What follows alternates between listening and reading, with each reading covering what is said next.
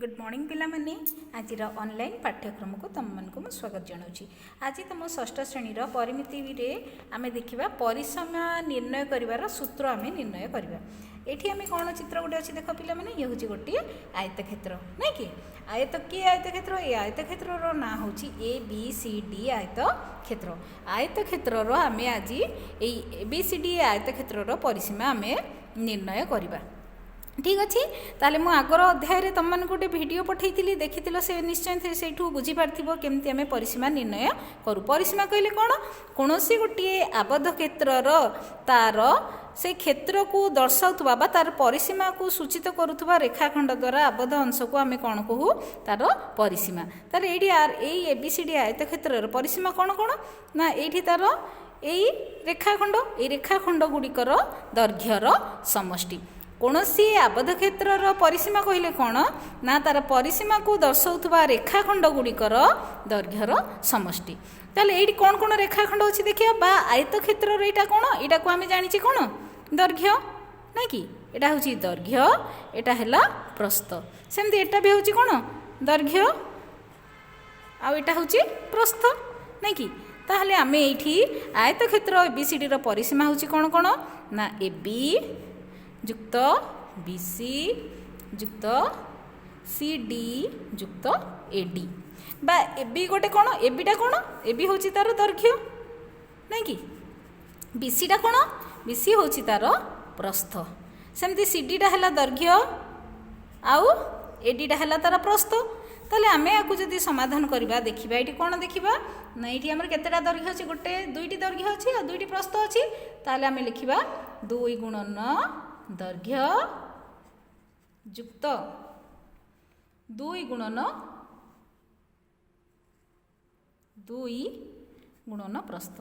ठीक अच्छे एबे जदि आम ये दुईटा को साधारण भाव में आम बाहर को नहीं आसवा ताले ये कौन हम 2 गुणन दैर्घ्य जुक्त प्रस्थ आपको आम सर्ट्रे एमती दैर्घ्य बोली लिखू 2 गुणन दैर्घ्य जुक्त प्रस्थ।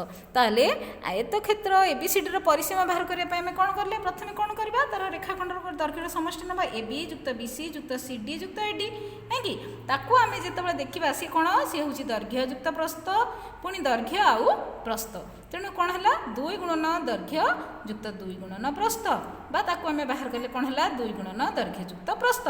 ताले आयत क्षेत्र एबीसीडी कौन सी गोटे आयत क्षेत्र परिसीमा कौन 2 गुणन दैर्घ्य जुक्त प्रस्थ बा आम ये आउ थे लिखिपर आयत क्षेत्र परिसीमा कौन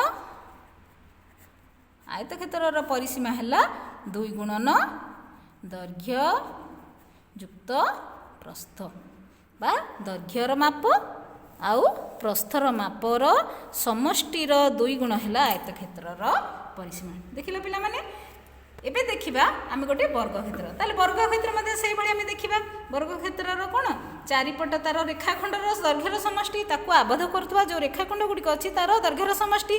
ताले कौन कौन रेखाखंड अच्छी देख ये प्रथम अच्छी P Q plus Q R plus R S plus P S किंतु आमे जानिछे वर्ग क्षेत्र सबु बाहुर दैर्घ्य समान बा प्रत्येक वर्ग क्षेत्रटीर सबु बाहु गुड़िकर माप समान।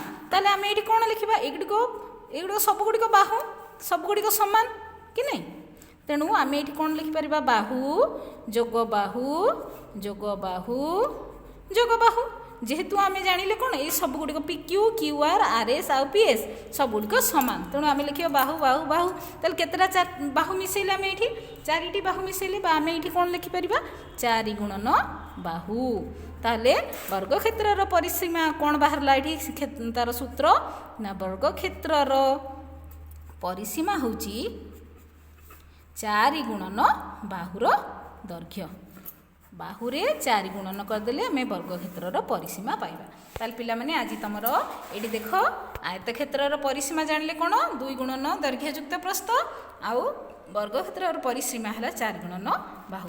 या नहीं तुम मानकर केते गुड़ी गणित अच्छी बही से गुड़िक आम काली गत अध्याय परवर्ती अध्याय आम से गुड़िक समाधान करवा। आज एति रोचे पिला माने थैंक यू।